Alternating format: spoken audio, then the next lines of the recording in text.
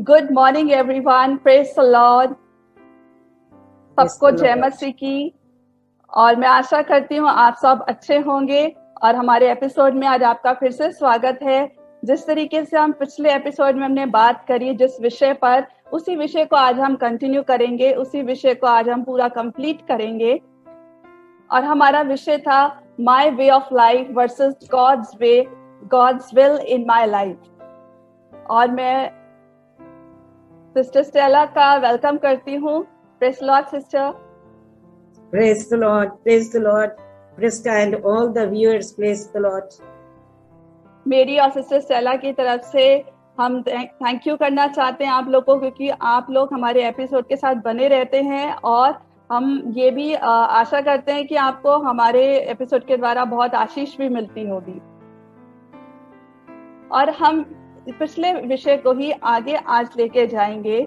और मैं आगे जाने से पहले सिर्फ कुछ शब्दों में बताना चाहती हूँ। जो एपिसोड हमारा आज देख रहे हैं, जिन्होंने लास्ट नहीं देखा, मैं उनसे कहना चाहूंगी आप लास्ट एपिसोड जरूर देखिएगा, क्योंकि जब आप पिछला एपिसोड देखेंगे तो आज वाला एपिसोड आपको कंटिन्यूशन में पता चलेगा हम क्या बात कर रहे हैं। हम सिस्टर स्टेला की टेस्टिमनी के द्वारा कुछ क्वेश्चन एंड आंसर्स कर रहे हैं और उस पर बातचीत कर रहे हैं, जिसके कारण आज हम उनकी टेस्टिमनी से आशीष पा रहे हैं। हम सीख पा रहे हैं उनके जीवन, पुराने जीवन और नए जीवन के बीच में क्या डिफरेंसेस हैं और क्या आशीषें हैं, हम उस पर बात कर रहे हैं। तो मैं अपने व्यूअर्स से कहना चाहूंगी आप लास्ट एपिसोड जरूर देखिएगा अगर आज आप हमारे साथ नए जुड़े हैं। और तो सिस्टर स्टेला, मैं आपसे निवेदन करूंगी कि जिस तरीके से आपने पिछले एपिसोड में इतने हमें गहराई से परमेश्वर के वचन को बताया, तो आप इस बारे भी हमें बताइएगा अपनी टेस्टमनी के द्वारा, ताकि बहुत से लोग जो सुन रहे हैं वो आशीष पा सकें। बिल्कुल सिस्टर, मैं आपसे पहला प्रश्न पूछना चाहूंगी। जब आपने यीशु मसीह को ग्रहण किया तो क्या चेंजेस आपकी लाइफ में आए?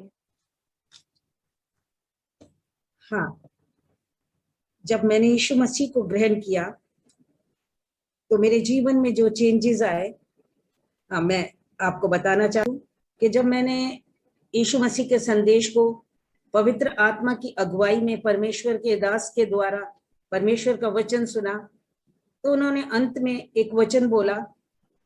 प्रकाशित वाक्य 3:20 के अंदर लिखा है कि मैं तेरे हृदय के द्वार पर खड़ा हुआ खटखटाता हूँ। जो परमेश्वर का वचन मैं सुन रही थी वो उसका खटखटाना था। और जब उसका वचन को मैंने आत्मा की अगुवाई में सुना और उस वचन ने मेरे हृदय पर खटखटाया, तो मैंने अपने हृदय को खोला और यीशु मसीह अंदर एंटर हुआ मेरे हृदय के। जैसे हम मत्ती रचित सुसमाचार के 21 अध्याय में देखते हैं, जब यीशु मसीह गधी के बच्चे पर बैठकर यरूशलेम के अंदर उसने प्रवेश करा, तो वहां लिखा है यरूशलेम में हलचल मच गई। इसी प्रकार से जब यीशु मसीह मेरे हृदय के अंदर आया तो उसके अंदर मेरे हृदय में एक हलचल मच गई, एक डिस्टर्बेंस हो गई, क्योंकि अंदर जो चीजें थी उस समय में वो अंधकार की चीजें थी, शैतान का राज था अंदर हृदय के अंदर। तो जब ज्योति आई, जब यीशु अंदर आया मेरे हृदय के अंदर, जब हलचल मच गई, तो उस हलचल को और फिर यीशु मसीह जब आराधनालय के अंदर प्रवेश करा तो यीशु मसीह ने देखा वहां तो लेन देन हो रहा है। सर्राफों के पीढ़े, कबूतर बेचने वालों की चौकियां, यीशु मसीह ने सब उलट दिया और कहा कि लिखा है मेरा घर प्रार्थना का घर कहलाएगा। पहला कुरिन्थियों 6:19 में लिखा है कि क्या तुम नहीं जानते तुम्हारी जो तुम्हारा देह है ये पवित्र आत्मा का मंदिर है। और ये जो आराधनालय के अंदर लेन देन चल रहा था, यीशु मसीह ने कहा क्या तुम नहीं जानते मेरा जो घर है ये प्रार्थना कहलाएगा, तुमने इसे डाकुओं की खो बना दिया है। इसी प्रकार से जब यीशु मसीह मेरे जीवन के अंदर एंटर हुए, अंदर मेरे जीवन के अंदर तो एक डाकुओं की खो बनी हुई थी, जिसके अंदर हर तरह की बुराई थी। उसके अंदर बहुत क्रोध की आत्मा थी, उसके अंदर गंदे सॉन्ग सुनने की आत्मा थी, झूठ की आत्मा थी, डर की, भय की आत्मा थी, इत्यादि और भी बहुत सी ऐसी चीजें थी जो जैसे यीशु मसीह ने अंदर प्रवेश करा तो वो सारी चीजों, एक हलचल मच गई और सब निकल निकल कर भागने लगी, एक क्रांति आ गई। और मेरे जीवन के अंदर से ये सब कुछ जब निकल गया तो एक असीम शांति मेरे जीवन के अंदर आने लगी, क्योंकि यीशु मसीह का राज अब मेरे जीवन में आया। तो जब मैंने यीशु मसीह को ग्रहण किया तो मेरे जीवन के अंदर प्रेम आ गया, शांति आ गई। जैसे यूहन्ना 14:26 में लिखा है कि मैं अपनी शांति तुम्हें दिए जाता हूं। यीशु मसीह की शांति अंदर आ गई, उसका आनंद आ गया, उसका अनुग्रह आ गया और उसका मुझे फेवर मिलने लगा। परमेश्वर का धन्यवाद हो। जब यीशु मसीह को मैंने ग्रहण करा, मेरे जीवन के अंदर वो सब निकल गया जो अंधकार की चीजें थी, और उसकी अद्भुत ज्योति के साथ ये सारी आशीषें मेरे जीवन के अंदर आई। सिस्टर, बहुत सुना है कि जब आप यीशु मसीह को ग्रहण करते हैं तो आपको नया जीवन मिलता है। तो नया जीवन का क्या क्या मतलब हुआ? क्योंकि हमारा तो ऑलरेडी बर्थ हो चुका है, तो फिर ये नया जीवन क्या है फिर से? हाँ, ये एक अच्छा क्वेश्चन है। परमेश्वर के वचन के अंदर यूहन्ना 3:3 के अंदर हम पढ़ते हैं, एक निकोदिमस नाम का व्यक्ति यीशु मसीह के पास रात के समय आया और यीशु मसीह से की बढ़ाई करने लगा, तारीफ करने लगा, कहने लगा कि तू परमेश्वर की ओर से गुरु होकर आया है, क्योंकि तू जो चिन्ह तू दिखाता वो अगर उसके साथ परमेश्वर ना हो तो ऐसे चिन्ह कोई नहीं दिखा सकता। ऐसी बातें कह रहा था जब निकोदिमस, तो परमेश्वर यीशु मसीह ने उसकी और देखा कि इसके जीवन के अंदर एक घटी है, इसके जीवन के अंदर एक कमी है। और यीशु मसीह ने कहा, मैं तुझसे सच सच कहता हूं कि जब तक कोई नए सिरे से ना जन्मे परमेश्वर के राज को देख ही नहीं सकता। नए सिरे से जन्म लेने का मतलब निकोदिमस को समझ नहीं आया। जैसे अभी आपने ये प्रश्न पूछा कि हमारा जन्म जब हो चुका है हम दोबारा कैसे जन्म लें। यीशु मसीह ने उसे बताया कि जो शरीर से जन्मा शरीर है, हमारा एक शारीरिक जन्म हो चुका अपनी माँ से, लेकिन अब जो जिस जन्म की लेने की बात मैं कर रही हूं, यीशु मसीह बता रहे थे निकोदिमस को कि वो आत्मा के जन्म की बात है। यानी जो आत्मा अदन की वाटिका में पाप करने के कारण, आज्ञा तोड़ने के कारण जो आत्मा मर चुकी थी, उस आत्मा को रिवाइव होने की, जीवित होने की जरूरत है, नया जन्म पाने की जरूरत है। जब हम यीशु मसीह को, जब हम अपने पापों से पश्चाताप करते, यीशु मसीह को ग्रहण करते, यीशु मसीह हमारे जीवन के अंदर आ जाता, तो हमारा नया जन्म हो जाता है, आत्मा का एक नया जन्म हो जाता है। अभी तक आत्मा मरी पड़ी थी, इसलिए वो पाप पे पाप करती जाती, उसे पता ही नहीं चलता था, पाप का बोझ लिए वे फिरते रहते थे। एक डेड व्यक्ति है, उसके ऊपर आप चाहे 1 किलो वेट रखो, वजन रखो, 2 किलो रखो, 10 किलो रखो, 1 क्विंटल रखो, उसे कुछ नहीं पता चलेगा, क्योंकि वो डेड है। तो इसी प्रकार जब मैं पापों के अंदर मरी हुई थी, रोजाना पाप पे पाप करते रहते थे, झूठ बोलते रहते थे, चोरी करते रहते थे, निंदा करते रहते थे, बहुत से पाप करते रहते थे, हमें पता ही नहीं चलता था, क्योंकि पाप के अंदर हमारी आत्मा मरी पड़ी थी।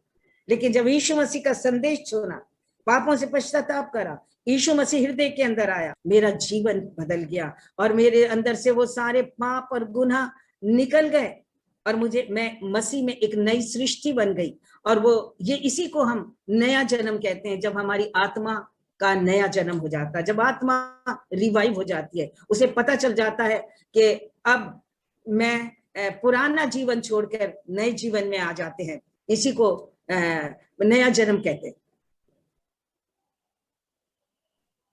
सिस्टर, किस प्रकार की आशीषें एक इंसान को मिलने लग जाती है जब वो यीशु मसीह को ग्रहण कर लेते हैं?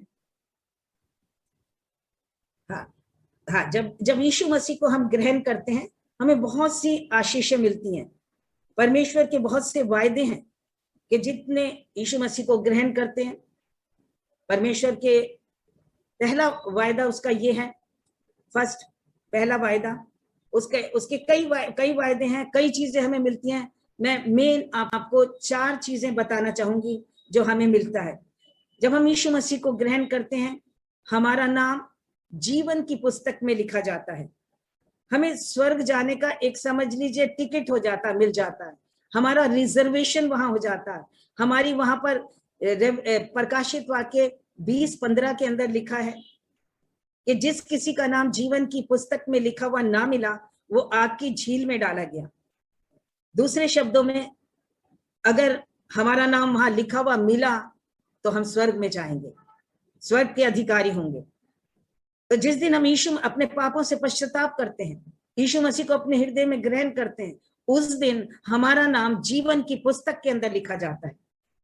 और इसीलिए हमारा वहां एक रिजर्वेशन हो जाता है, हमारे को एक पक्की टिकट मिल जाती है। हमारा नाम जब वहां पर रोल कॉल होगी, हाजिरी ली जाएगी, नाम पुकारा जाएगा, तो वहां पर क्या होगा, जब हमारी रोल कॉल होगी तो हम वहां पर हाजिर होंगे, क्योंकि हमारा नाम जीवन की पुस्तक में लिखा हुआ मिलेगा। इसीलिए पहली आशीष यह है कि हम स्वर्ग के अधिकारी, हमें स्वर्ग में एंट्री का अधिकार मिल जाएगा, क्योंकि हमारा नाम जीवन की पुस्तक में जिस दिन हम यीशु को ग्रहण करते हैं लिखा जाता है।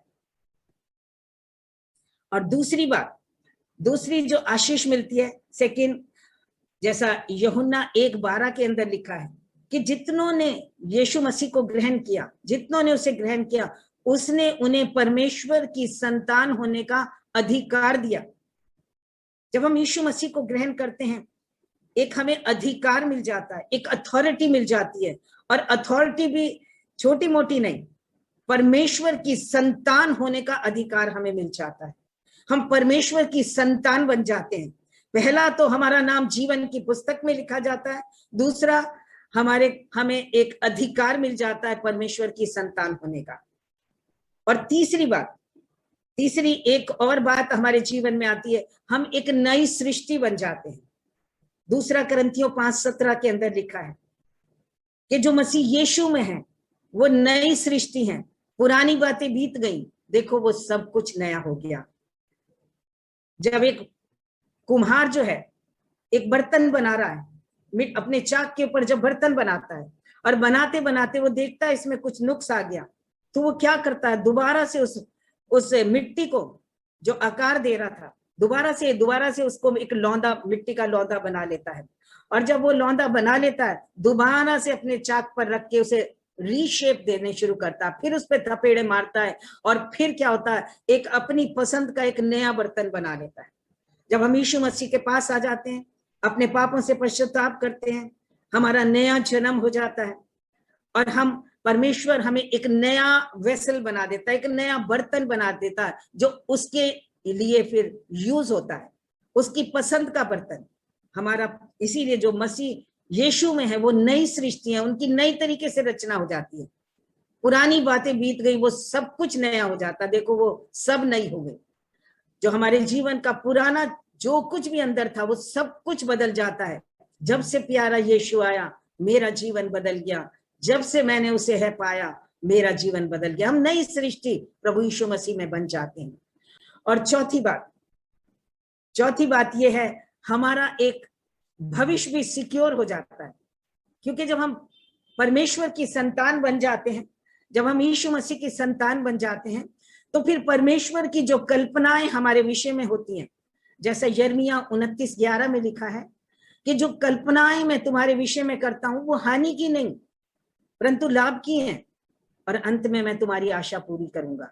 वो हमारी जो आशाएं हैं, जो हमारी मनोकामनाएं हैं, जो हमारी इच्छाएं हैं, उन सबको वो पूरा करने के लिए परमेश्वर हमारे साथ हमारे लिए कल्पनाएं करता है, हमारे बारे में सोचता है कि आगे आगे मैं इसको किस तरह से उन्नति दूं, किस तरह से आत्मिकता में और हर तरह से उन्नति और सरफराज हमें करता है, उन्नत करता है।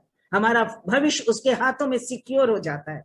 तो ये 4 बरकतें हमें मिलती हैं जब हम यीशु मसीह को पाते हैं। हमारा नाम जीवन की पुस्तक में लिखा जाता है, हम यीशु मसीह के संतान बन जाते हैं, और हमारा नया जन्म हो जाता है, हम नई सृष्टि हो जाते हैं, बन जाते हैं, और हमारा भविष्य भी सिक्योर हो जाता है। तो ये 4 आशीषें हमें मिलती हैं। और सिस्टर मुझे लगता है ये सिर्फ 4 आशीषें ही नहीं, आशीषें तो हमें और भी बहुत मिलती होंगी, लेकिन आपने हमें मेन हाईलाइट पॉइंट्स बताए हैं जीवन के, जिससे हमें पता चले, जिससे हमारे व्यूअर्स को पता चले कि किस तरीके की आशीषें परमेश्वर देता है। बिल्कुल, हाँ, बहुत सी आशीषें हैं, बहुत सी परमेश्वर के बहुत से वायदे हैं बाइबल के अंदर लिखे हुए, उन सारे वायदों के हम हकदार हो जाते हैं। जैसे एक वायदा है कि जो विश्वास करने वाले के लिए सब कुछ हो सकता है। अगर तुम मुझ में बने रहो, मेरा वचन तुम में बना रहे, जो चाहे मांगो तुम्हारे लिए हो जाएगा। जो मनुष्य से नहीं हो सकता वो परमेश्वर से हो सकता है, क्योंकि परमेश्वर से सब कुछ हो सकता है। तो ये सारे वायदों के हम हकदार हो जाते हैं, बहुत से आशीषें मिल जाती है। मैंने आपको सिर्फ 4 मेन बातें बताई हैं, लेकिन सचमुच में बहुत सी बरकतें हैं। तो सिस्टर, जब आप इतनी गहराई से बता रही हैं, तो इसी क्वेश्चन में से मैं एक बात और पूछना चाहूंगी कि अभी आपने हमें आशीषें बताई, तो हमें कुछ चिन्ह इंसान को पता चलते हैं कि जब वो परमेश्वर को एक्सेप्ट करते हैं, क्या क्या चिन्ह वो अपने जीवन में देखते हैं? हाँ, परमेश्वर के वचन में मरकुस 16 अध्याय के 16 से लेकर आगे कुछ वचन है, उसमें लिखा है जो विश्वास करेगा यीशु मसीह पर, बपतिस्मा लेगा, वो उद्धार पाएगा। और उद्धार पाने वालों में ये चिन्ह होंगे, बहुत से चिन्ह वहां पर लिखे हैं।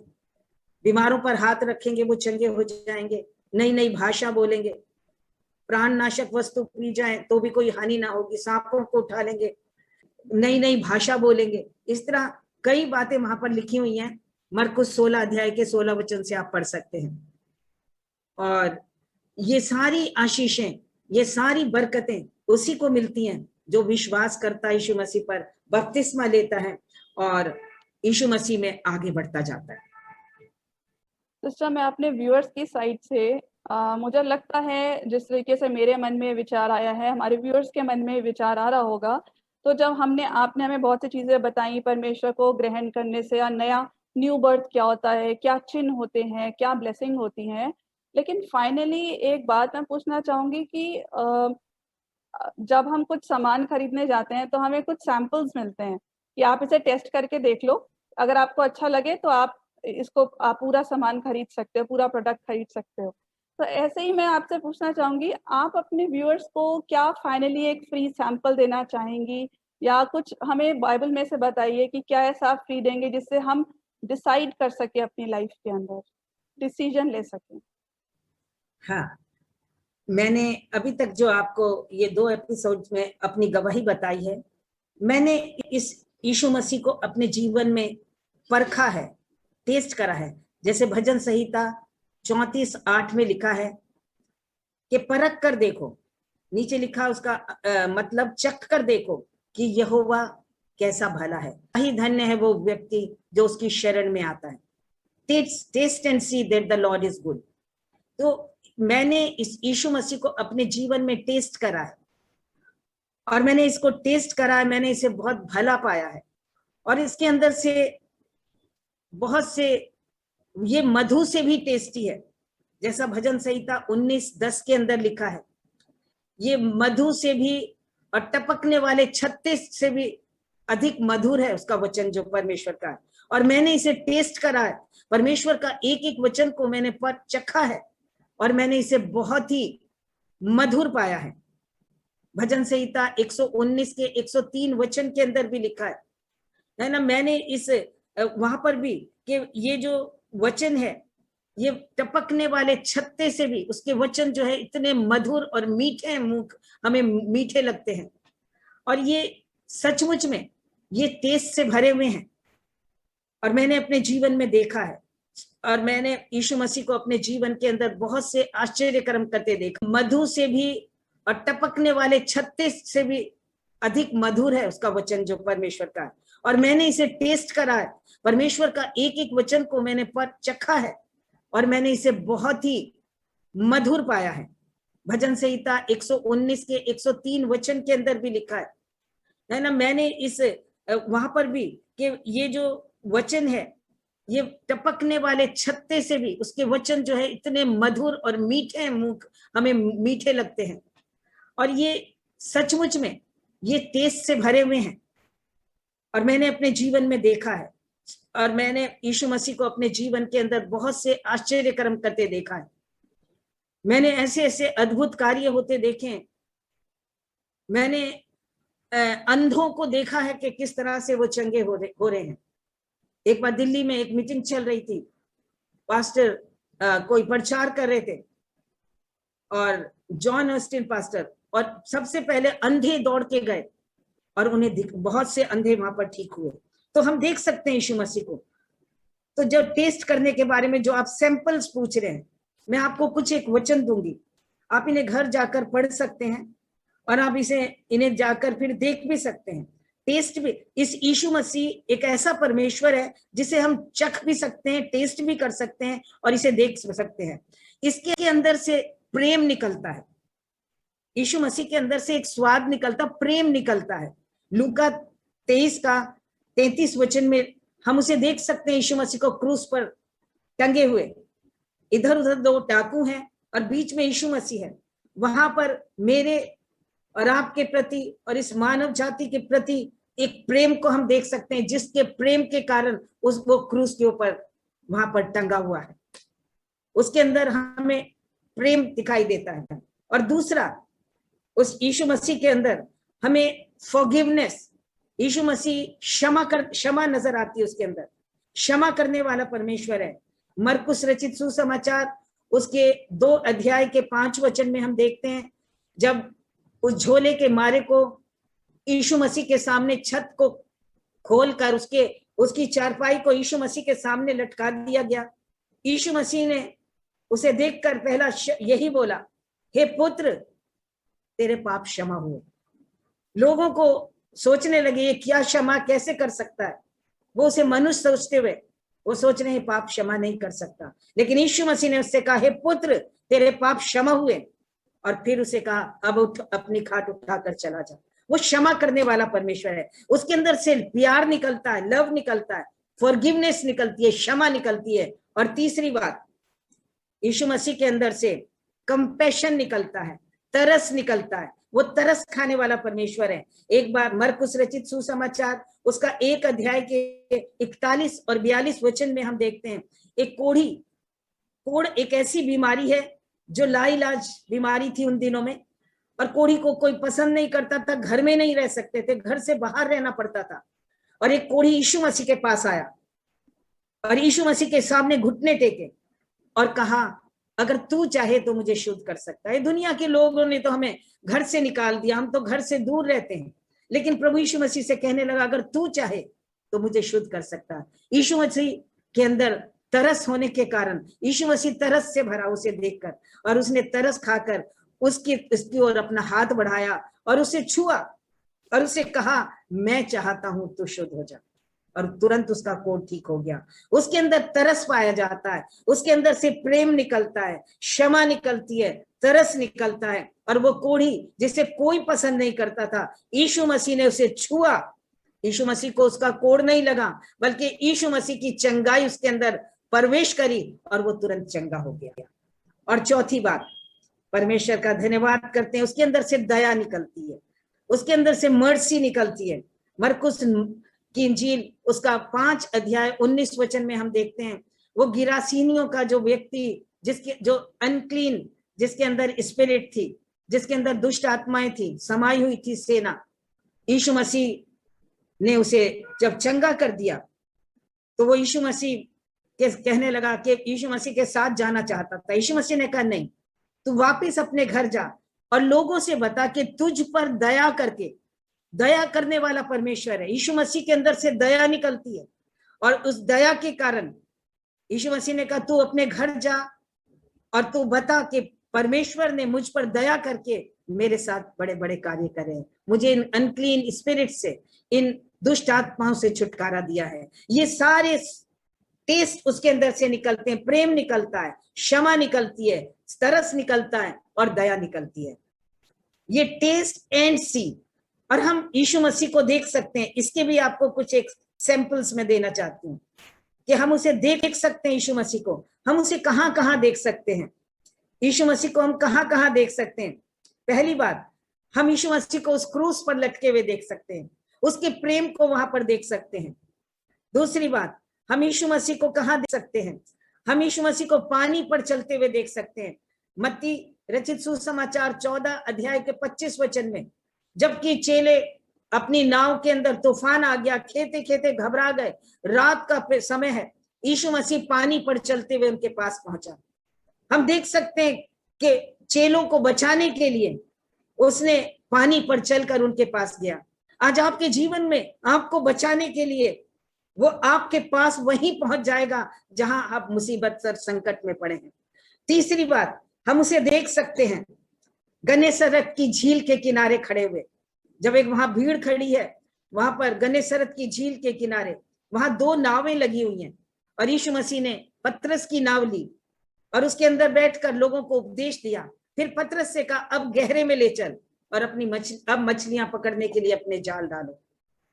और जब पतरस ने कहा, प्रभु सारी रात हमने मेहनत की इस झील में, कुछ नहीं पकड़ा, लेकिन तेरे कहने से जाल डालूंगा। और जब उसने ऐसा करा, जाल डाला, तो मछलियों की बहुतायत के कारण उसका जाल जब उससे खींचा नहीं गया, उसने अपने साथियों को जो दूसरी नाव पे थे उन्हें बुलाया और उन सब ने मिलकर अपनी दोनों नावें इतनी भर ली कि वो डूबने लगी, यानी उनके जाल फटने लगे, इतनी उसके अंदर बरकत आ गई। हम देख सकते हैं उसको वहां पर खड़े हुए आशीषों के सोते को हम देख सकते हैं।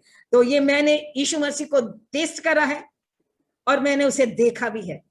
क्रूज के ऊपर आप भी देख सकते हैं, उसे पानी पर चलते हुए देख सकते हैं, गन्नेसरत की झील के किनारे देख सकते हैं। जैसे मैंने एक दिन इसे टेस्ट करा और देखा और मैंने पाया परमेश्वर भला परमेश्वर है। आप भी, आज आपके पास मौका है, आप इसे एक्सेप्ट करें या रिजेक्ट करें, ये अब डिसीजन आपका है। एक और भी हम देख सकते हैं उसे स्थान पर खड़े हुए यीशु मसीह को, है ना, लाजर की कब्र के पास खड़े हुए देख सकते हैं, एक मृतक जिसे 4 दिन हो गए कब्र में रखे हुए, और यीशु मसीह ने उसकी कब्र के पास आकर आवाज दी, हे लाजर निकला, और मुर्दा कफन से बंधा हुआ बाहर आ गया। हम उसे देख सकते हैं, क्रूज पर देख सकते हैं, पानी पर चलते देख सकते हैं, गन्नेसरत झील के किनारे देख सकते हैं, जहां मछलियों की बहुतायत को हम देख सकते हैं कि किस तरह से उन्होंने मछलियों की बहुतायत पाई। और हम उसे लाजर की कब्र के पास देख सकते हैं। तो ये सब कुछ हम सब, मैंने भी अपने जीवन में टेस्ट करा है, यीशु मसीह को देखा है और उसे भला पाया है और उसे सच्चा पाया है। आज आपके पास भी मौका है। आज व्यूअर्स जितने भी मुझे देख रहे हैं, मैं हर एक को एक निमंत्रण देती हूँ। आपको हमने टेस्ट के कुछ एग्जाम्पल्स आपके सामने रखे हैं, सैंपल्स रखे हैं और देखने के सीखे भी रखे हैं। आप इन्हें टेस्ट करें, पढ़ें, घर जाके देखें यीशु मसीह को जहां जहां भी। अब चुनाव आपका है, डिसीजन आपका है, चाहे तो इसे एक्सेप्ट करें, चाहे आप रिजेक्ट करें। एक्सेप्ट करेंगे, आपके लिए भविष्य के लिए बहुत सी ब्लेसिंग्स हैं, आपके लिए स्वर्ग भी सिक्योर है, स्वर्ग के फाटक आपके लिए खुले होंगे। रिजेक्ट करेंगे तो हमेशा के लिए नाश हो जाएंगे। परमेश्वर ने जगत से ऐसा प्रेम किया, अपना इकलौता पुत्र दे दिया, ताकि जो कोई उस पर विश्वास करे वो नाश ना हो परंतु अनंत जीवन पाए। तो इसीलिए आज मौका है, आप एक्सेप्ट करें या रिजेक्ट करें, ये आपका अपना चुनाव है। परमेश्वर इस गवाही के द्वारा और आज के इन वचनों के द्वारा आपको बड़ी आशीष और बरकत प्रदान करे। God bless you all. और जो अभी सिस्टर स्टेला ने जितने हमारे साथ एक टेस्ट एंड सी के फ्री सैंपल्स हमें दिए हैं ताकि हम उन्हें पढ़ के डिसीजन ले सके, वो सारे हमने रेफरेंसेस सारे जिसे हम कहेंगे हमें फ्री सैंपल्स हमने सब डिस्क्रिप्शन बॉक्स में डाले हैं। आप डिस्क्रिप्शन बॉक्स में जाइए, उन सारे लिंक्स को क्लिक करें, आपको ये सारे रेफरेंसेस पढ़ने को मिलेंगे। आराम से बैठकर आप डिसाइड कर सकते हैं, डिसीजन ले सकते हैं कि मेरे लिए, मेरे जीवन के लिए क्या सही है या क्या गलत है। उसके बाद आप एक्सेप्ट एंड रिजेक्ट में से अपनी लाइफ के अकॉर्डिंग आप कर सकते हैं। बट मैं और सिस्टर स्टेला आपसे यही उम्मीद करते हैं कि आप परमेश्वर को ग्रहण करेंगे, उसके वचनों पर चलेंगे, आगे बढ़ेंगे, क्योंकि मुझे नहीं लगता यहाँ पे कोई ऐसा इंसान है जो ये आशीषें नहीं लेना चाहता। हम सब चाहते हैं हमारी लाइफ सिक्योर हो, हम सब चाहते हैं कि हमें एक परमेश्वर के स्थान में हमें टिकट मिल सके और हम जिस पे हाथ रखे वो चंगा हो जाए। परमेश्वर ये सारी आशीष हमें देना चाहता है। But the thing is that कि आपको परमेश्वर को अपने जीवन में ग्रहण करना है। सिस्टर आपने बहुत, जिसे मैं कहूँगी बहुत ही गहराई में, बहुत डीप अंडरस्टैंडिंग के साथ एक बहुत हमें सिंपल सा पूरी बाइबल में से, इतनी बड़ी बाइबल में से आपने एक सिंपल से हमें लाइन दी जो वचन में लिखा है, taste and see that the Lord is good. और मैं आशा करती हूँ हमारे व्यूअर्स के जीवन में भी बहुत काम हुआ होगा आपकी टेस्टिमनी के द्वारा। और जिस तरीके से हम ये एपिसोड्स पे एपिसोड बना रहे हैं, तो मैं आपसे और भी आने वाले दिनों में नए विषयों को हम सुनना चाहेंगे, और हम चाहेंगे आप अपनी बाइबल स्टडी में से, अपने जीवन में से हमें बहुत आगे आने वाले दिनों में नए विषयों को लेकर आए, क्योंकि हम सबको सच में बहुत आशीष मिलती है जब हम आपसे बातचीत करते हैं। और मैं आशा करती हूँ आप मेरे साथ हैं और हमें आने वाले एपिसोड में नए विषय भी लाके देंगे। तो सिस्टर स्टेला और मेरी तरफ से आज के एपिसोड के लिए इतना ही, और हमें जरूर कमेंट में बताइएगा कि क्या नई आशीष आपको हमारे इस एपिसोड के बाद मिली, और परमेश्वर का जरूर एक्सेप्ट करिएगा, और इसको जितना हो सके अपने फैमिली फ्रेंड्स के साथ भी जरूर शेयर कीजिएगा, क्योंकि शेयरिंग इज केयरिंग, एंड जब आप शेयर करते हैं तो परमेश्वर आपको आशीष देता है। तो ये आशीष खाली अपने पास ना रखे, दूसरों तक भी बांटिए। तो सिस्टर, जाने से पहले आप अपने व्यूअर्स से कुछ कहना चाहेंगे? परमेश्वर सबको बड़ी आशीष दे इस टेस्टिमनी के द्वारा, और मेरी प्रार्थना यही है कि आप जरूर जाकर आज इन वचनों को जो डिस्क्रिप्शन बॉक्स में जैसा बताया गया है, आप इन्हें जरूर जाके पढ़िए, टेस्ट करिए फिर इन्हें, और देखिए यीशु मसीह कहाँ कहाँ खड़ा है। वो आपके जीवन में भी इन तमाम परिस्थितियों में आएगा और आपको भी बरकत देगा। God bless you all.